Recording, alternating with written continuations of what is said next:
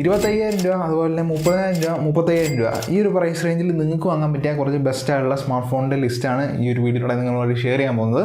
അപ്പം ഈ ഒരു വീഡിയോ കണ്ട ശേഷം നിങ്ങൾ ഈ ഒരു പ്രൈസ് റേഞ്ചിൽ ഏത് കാറ്റഗറിയിലുള്ള മോഡലായിരിക്കും ചൂസ് ചെയ്യാൻ പോകുന്നത് എന്നുള്ള ജസ്റ്റ് ഒന്ന് കമൻറ്റായിട്ട് അറിയിക്കുക. തീർച്ചയായിട്ടും നിങ്ങളൊന്ന് ജസ്റ്റ് കമൻറ്റായിട്ട് അറിയിക്കുക. ഇതുപോലത്തെ കൂടുതൽ വീഡിയോസിന് വേണ്ടി തീർച്ചയായിട്ടും നമ്മുടെ ചാനൽ സബ്സ്ക്രൈബ് ചെയ്തിടുക. ലിസ്റ്റിലെ ഫസ്റ്റ് മോഡൽ എന്ന് പറയുന്നത് നിങ്ങൾക്ക് 25,000 രൂപ പ്രൈസ് റേഞ്ചിൽ നിങ്ങൾ നോക്കുന്നുണ്ടെങ്കിൽ വാങ്ങാൻ പറ്റിയ ഒരു മോഡലാണ് ഐക്യൂൻ്റെ നിയോ 7 എന്ന് പറയുന്ന മോഡൽ.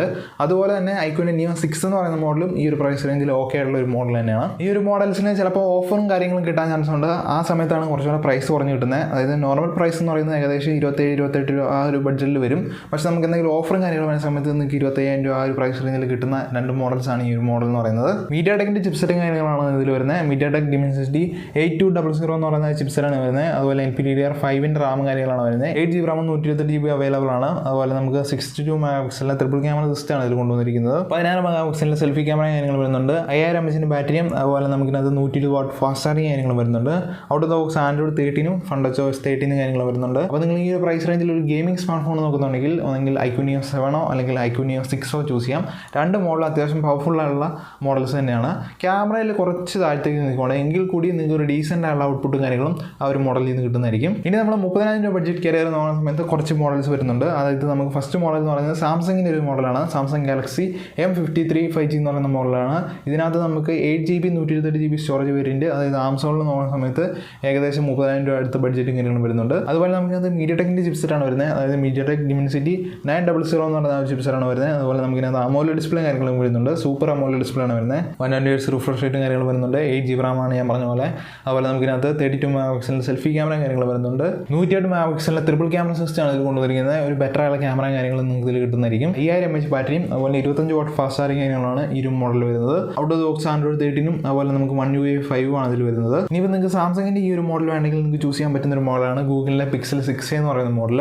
ഇതിന് പ്രൈസ് വരുന്നത് പറയുന്നത് 6GB 128GB ഏകദേശം 27,999 വരുന്നുണ്ട്. ഇതിനകത്ത് നമുക്ക് OLED ഡിസ്പ്ലേ ആണ് വരുന്നത്. അതുപോലെ 60 Hz റിഫ്രഷ് റേറ്റും കാര്യങ്ങളാണ് വരുന്നത്.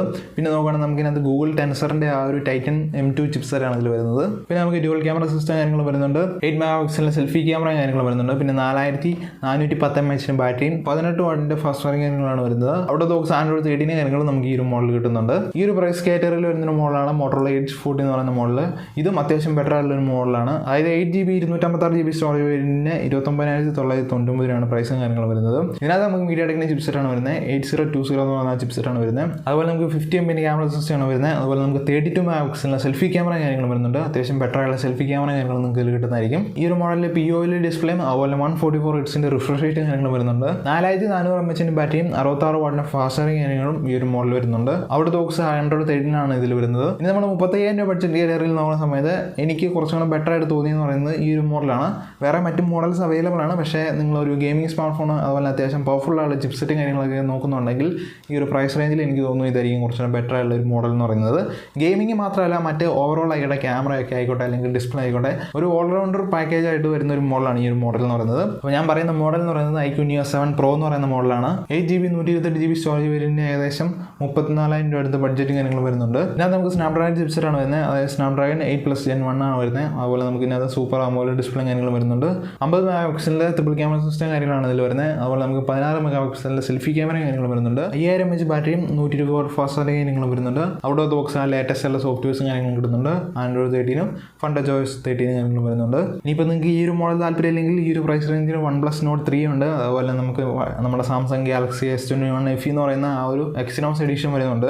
കുറച്ചുകൂടെ പ്രൈസ് കുറവാണ് ഓഫറും കാര്യങ്ങളും വരുന്ന സമയത്ത്. അപ്പോൾ ഞാൻ ഈ പറഞ്ഞ ഈ രണ്ട് ഓപ്ഷൻ എന്ന് പറയുന്നത് നിങ്ങൾക്ക് താല്പര്യമുണ്ടെങ്കിൽ ചെക്കൗട്ട് ചെയ്ത് നോക്കാം. എന്തിനായാലും ഇതൊക്കെയാണ് നമുക്ക് ഈ ഒരു പ്രൈസ് കാറ്റഗറിയിൽ എനിക്ക് കുറച്ചുകൂടെ ബെറ്റർ ആയിട്ട് തോന്നിയ മോഡൽസ് എന്ന് പറയുന്നത്. അപ്പോൾ എന്തായാലും നിങ്ങളുടെ അഭിപ്രായങ്ങൾ തീർച്ചയായിട്ടും കമൻറ്റായിട്ട് അറിയിക്കുക. അപ്പോൾ നിങ്ങൾക്ക് വീഡിയോ ഇഷ്ടപ്പെട്ട് കഴിഞ്ഞാൽ തീർച്ചയായിട്ടും വീഡിയോ ലൈക്ക് ചെയ്യാം. അതുപോലെ ചാനൽ സബ്സ്ക്രൈബ് ചെയ്താം അതുപോലെ കൂടുതൽ വീഡിയോസിന് വേണ്ടി. അപ്പോൾ നമുക്ക് മറ്റൊരു വീഡിയോ കാണാം. അതുവരെ എല്ലാവർക്കും ഗുഡ് ബൈ.